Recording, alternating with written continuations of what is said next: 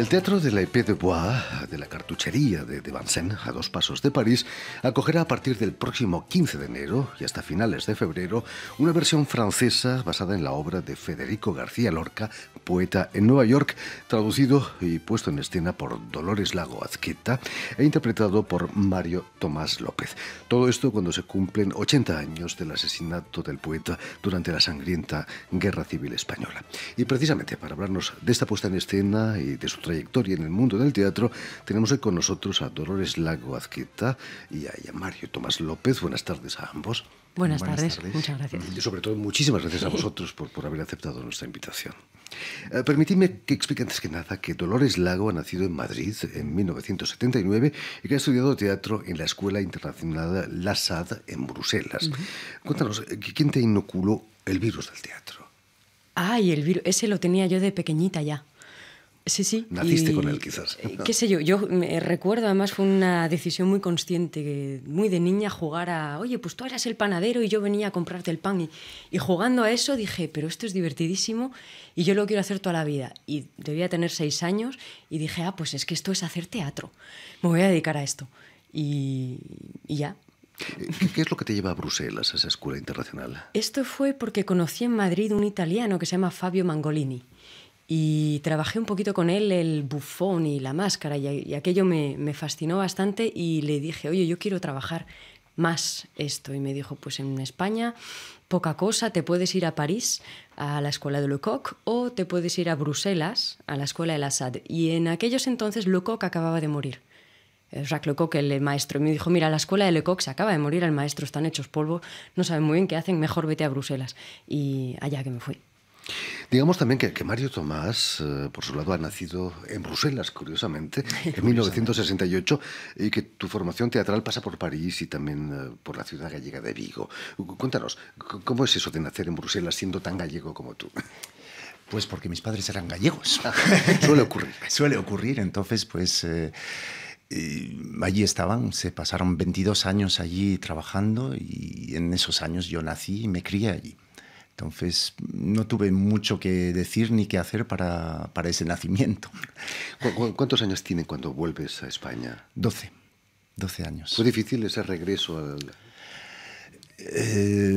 Para mí sí, el primer año fue difícil para adaptarme, era muy distinto, muy diferente. Y para mis padres yo creo que todavía no se han repuesto y hace ya más de 20 años que han regresado. Es algo, pues eso, bastante dramático que sucede muchas veces.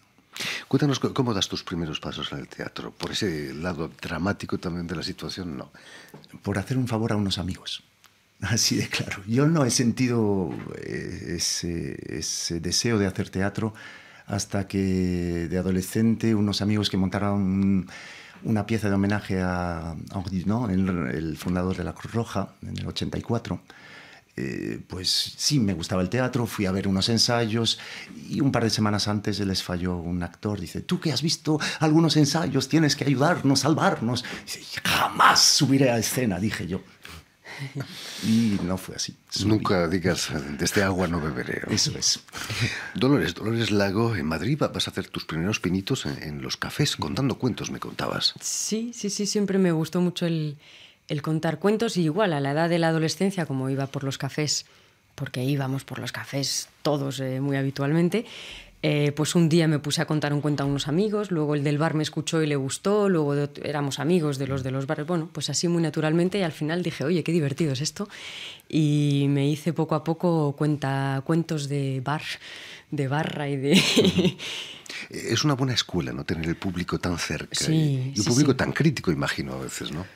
Bueno, por un lado crítico porque pueden marcharse tranquilamente o ponerse a hablar con su amigo, que es a lo que habían venido al bar, ¿no? Y por otro lado muy agradecido porque llegan a tomar un vino al bar como siempre y de repente hay una tipa allí que cuenta historias y que es un poco divertido y el hecho de ser un regalo pues hace que también sea un público muy agradecido. Sí. En 2003, Dolores Lago, conoces a Antonio Díaz Florián, el director peruano de La Espada de Madera, el Teatro de la Espada de Madera en Madrid, y también de la Épée de Bois, traducido al francés aquí en Vincennes. ¿Qué supuso ese encuentro para tu carrera? Pues en aquella época yo regresaba de haber hecho mi escuela en Bruselas y andaba en Madrid un poquito. Yo estaba haciendo además una escuela de cine, pero decía, no, a mí el teatro me gusta más.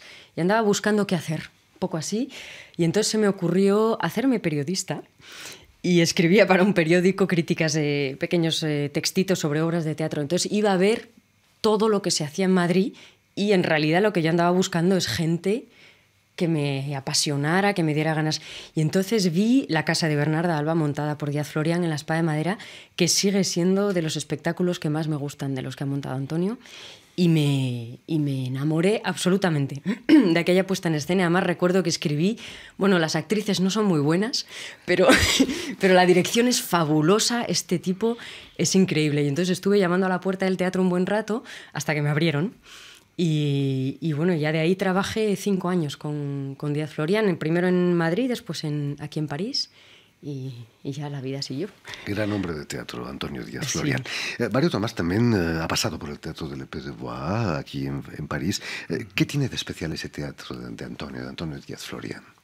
El teatro, el lugar en sí, ya es un lugar que ha sido construido por los actores y que está concebido como espacio de convivencia y de creación. En sí ya es un espacio impregnado de los espectáculos que van pasando por sí mismo, ¿no?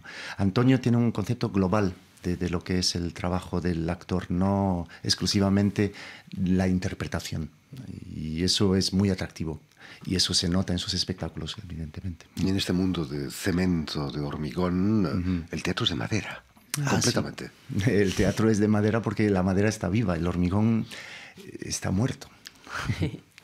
Volviendo al Poeta en Nueva York, que vais a estrenar en la Cartoucherie el próximo domingo, su génesis ha sido algo trágica, ¿no? He leído que en el 2004 lo creas con José Luis Roig y que desgraciadamente acabó mal el asunto.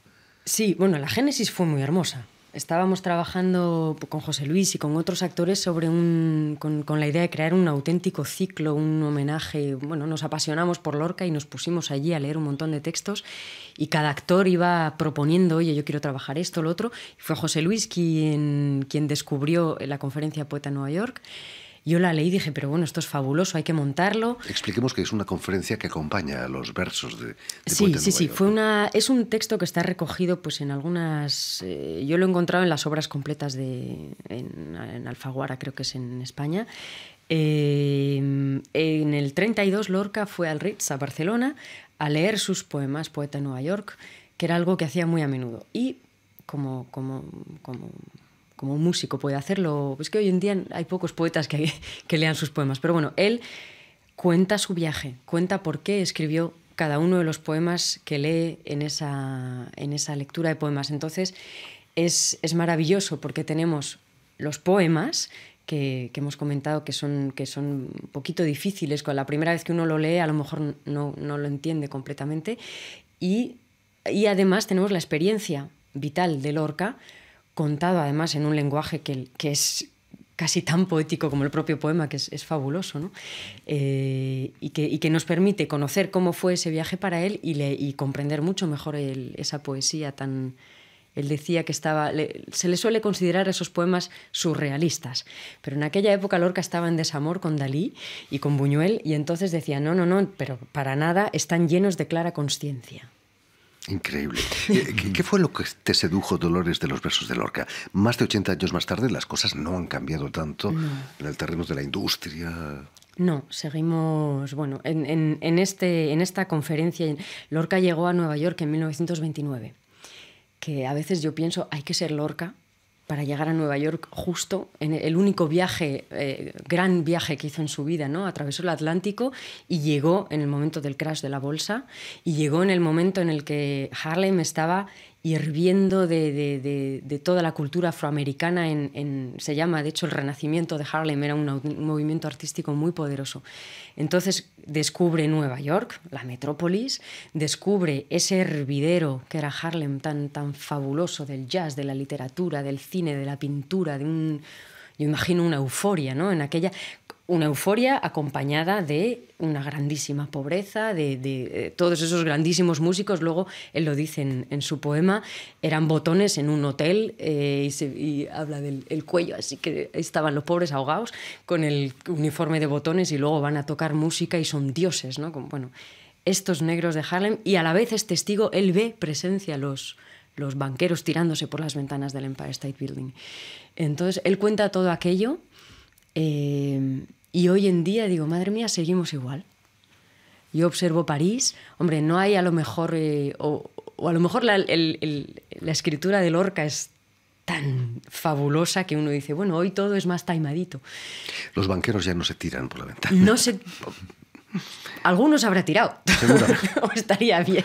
Pocos. Bueno, los banqueros siguen haciendo lo mismo que hacían en aquella época. Llega sí. el inicio de la Gran Depresión ahí en Nueva York, pero sí. también él está en una gran depresión, ¿no? Ah, sí, enorme.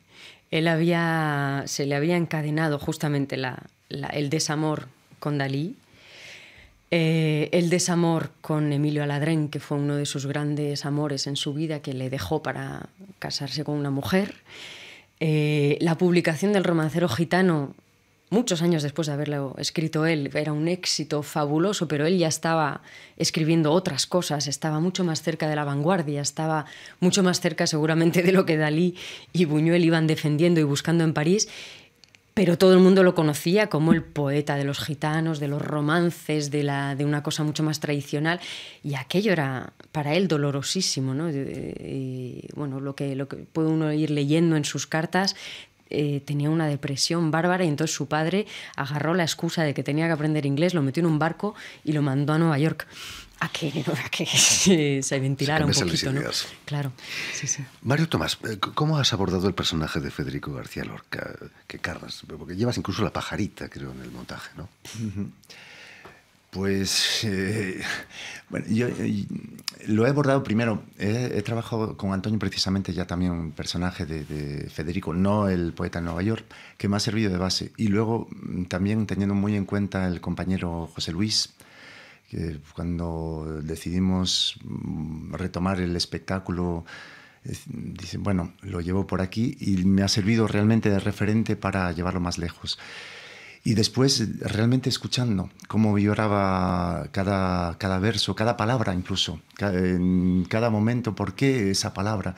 Realmente eso ya definiría el que no es una poesía surrealista, porque Lorca trabaja cada palabra, no es una escritura automática característica del surrealismo, sino que no está puesta al azar, tiene un significado y está ahí por algo, y evoca en sí misma ya una imagen, una situación, un sentimiento. Y son imágenes terribles. Terribles, fantásticas, dolorosas, alegres, todo está, y pasa de una a otra pues con una facilidad que a veces da miedo. Dices, uy, ¿cómo puede traspasarte de tal manera y llegar a un extremo y al otro en dos palabras? Quizás nuestros oyentes no se den cuenta, pero sí nuestros telespectadores. Mario Tomás tiene un cierto parecido a Federico, ¿no? Federico García Lorca. ¿Lo has elegido para eso, Lola? No. Bueno, antes no hemos terminado de comentarlo, y montamos el espectáculo efectivamente con José Luis, y unos meses después de haber hecho el estreno, él falleció, pero porque tenía una enfermedad desde hace tiempo, o sea que bueno, eso ha sido un azar así de la vida. Y bueno, en ese momento el equipo de la compañía pensamos qué hacemos, y yo le propuse a Mario Tomás, precisamente porque bueno, conozco sus calidades de actor y sé el trabajo que ha hecho sobre Lorca y su relación con Lorca, con la poesía. Dije, bueno, creo que tú lo podrías hacer muy bien, y en un primer momento yo creo que por parte de Mario e incluso mía era decir, bueno, vamos a rendir homenaje a José Luis, y este espectáculo que él creó hay que llevarlo más adelante.